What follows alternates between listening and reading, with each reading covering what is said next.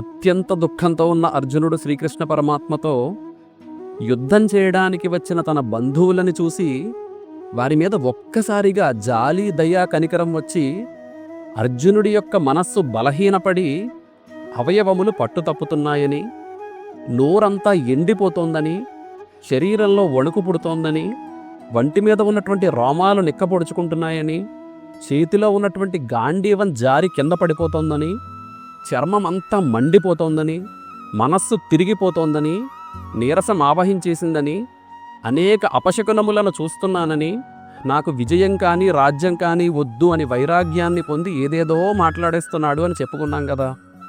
ఆ వైరాగ్యంతో ఇంకేం మాట్లాడేస్తున్నాడో గనక చూస్తే, ఏషామర్థే కాంక్షితంనో రాజ్యం భోగా సుఖాని చ తయేవ స్థితా యుద్ధే ప్రాణాం త్యక్త్వా ధనాని చ ఆచార్యాః పితరాః పుత్ర తథైవ చ పితామహాః మాతులాః శ్వశురా పౌత్ర శ్యాలా సంబంధినస్తథా.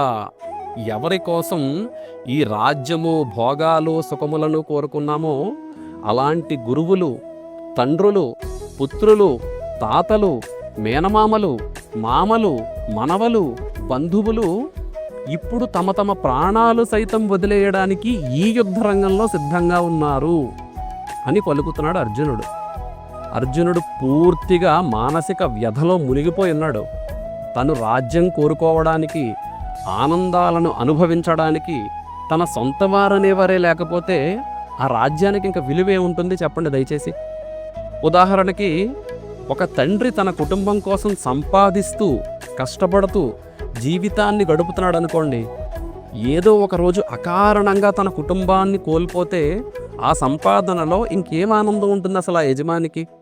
అలాగే అందరూ చచ్చిపోయాక నేను ఒక్కడిని కూర్చుని రాజ్యాన్ని ఏలుకుంటే ఏమైనా అర్థం ఉందా అని మనస్సులో అనుకుంటున్నాడు అర్జునుడు. అలా శ్రీకృష్ణ పరమాత్మతో పలుకుతున్నాడు. ఇంకేం మాట్లాడేస్తున్నాడంటే, ఏతాన్న హంతుమిచ్చామి ఘ్నతోపి మధుసూదన అపిత్రైలోక్య రాజ్యస్య హేతోః కిమ్ను మహీకృతే. ఓ మధుసూదన, నాకు ముల్లోకాలకు రాజ్యాధిపత్యమిస్తా అన్నా కూడా నేను వాళ్ళని చంపను. వాళ్ళు నన్ను చంపేస్తారని తెలిసినా కూడా నేను వాళ్ళని చంపను. ఇక ఈ చిన్నపాటి రాజ్యం కోసం వేరే చెప్పక్కర్లేదు కదా, నేను అసలు వాళ్ళని చంపను అని కళాఖండీగా చెప్పేస్తున్నాడు అర్జునుడు. ఇక్కడ అర్జునుడి కుటుంబం మీద ప్రేమతో, హితభావంతో యుద్ధం చేయడానికి అస్సలు సిద్ధంగా లేడు.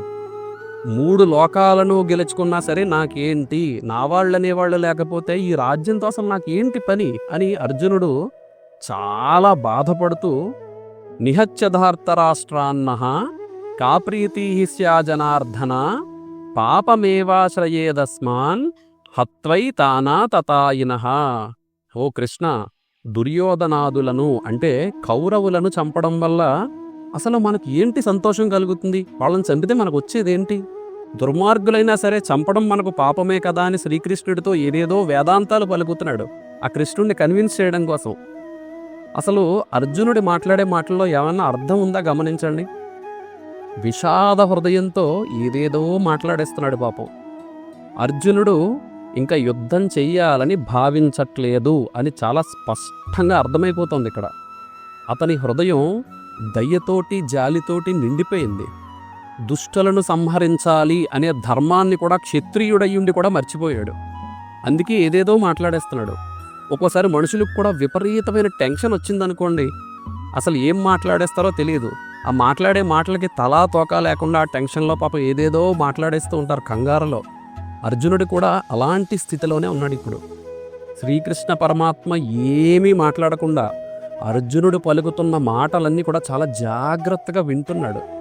అర్జునుడు ఇంకా ఏమేం మాట్లాడేస్తాడో తర్వాత వీడియోలో చూద్దాం. జై శ్రీరామ్, హరే కృష్ణ.